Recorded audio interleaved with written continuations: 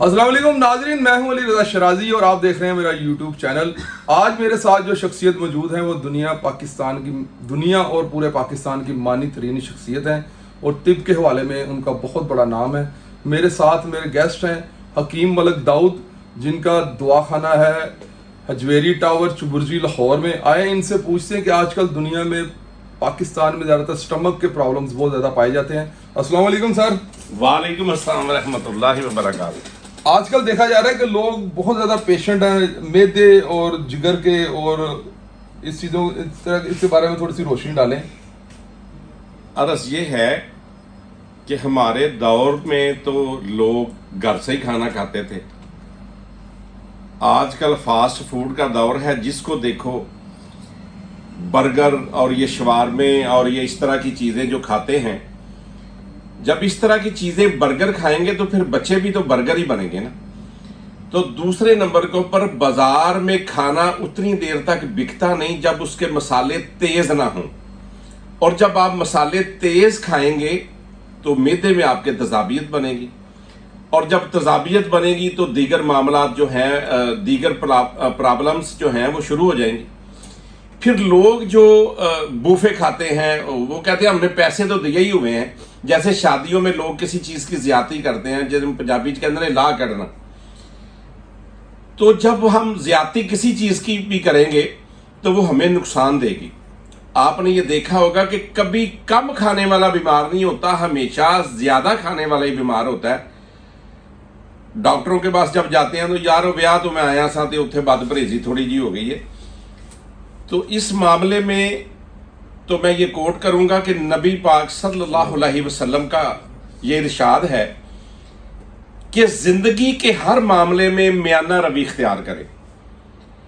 जब आप मियाना रवि इख्तियार करेंगे, कोई चीज इतदाल से ज्यादा नहीं करेंगे तो कभी बीमार नहीं होंगे।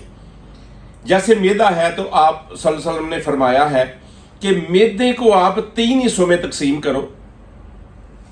एक हिस्सा खाने के लिए, दूसरा हिस्सा पानी के लिए, और तीसरा हिस्सा हवा के लिए। यहां इतना लोग खा लेते हैं कि शायद ये जिंदगी का आखिरी खाना है। तो मैं उनसे ये दरखास्त करूंगा कि अगर आप डॉक्टरों से, हकीमों से, दीगर चीजों से बचना चाहते हैं तो आप नबी पाक सल्लल्लाहु अलैहि वसल्लम के फरमान के मुताबिक इत्दाल पे आ जाएं, कभी बीमार नहीं होंगे।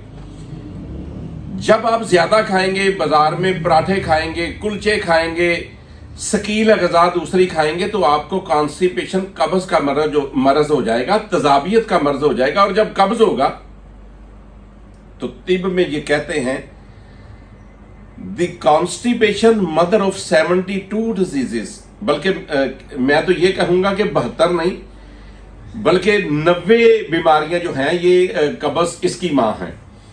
इस कब्ज की वजह से 90 बीमारियों से ज्यादा बीमारियां पैदा हो जाती हैं। और जब हमारा मैदा खराब होगा, पहले नंबर के ऊपर तो लोग जब किसी जगह पे जाते हैं तो वो चबाना गुनाह समझते हैं, साबत ही अंदर निगल लेते हैं। उसके लिए आपके दांत साफ और सही होने चाहिए। जिसके दांत खराब होंगे उसका मुंह खराब हो जाएगा, जिसका मुंह खराब होगा उसका पेट खराब होगा, और जब पेट खराब होगा तो मैदा भी खराब होगा, और जब मैदा खराब होगा तो बंदे का खाना खराब होगा, और जब खाना खराब होगा तो इतनी बीमारियां इंसानी बॉडी में घर कर लेती हैं कि इंसान की सोच होती है। तो मेरा ये मशवरा है एक तो उन भाइयों के लिए कि जिनके मैदे के अंदर बहुत ज्यादा गैस बनती है और मैदा हजम नहीं होता, खाना खाने से 2 घंटे पहले पानी पिया करें जितना आपका दिल करे, और पानी ठंडा नहीं पीना।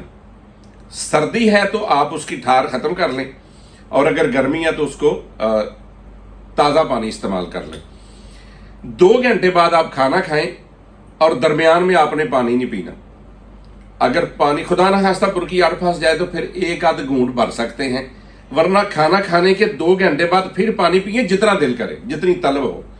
तो मेरा ख्याल है कि जो गैस का मसला है ये ऐसा ही होता है जैसे आप कभी पकती देखी होगी तो उसके नीचे कोयले होते हैं, कोयले के नीचे ऊपर जब आप पानी फेंकेंगे तो वो भाप छोड़ेगा।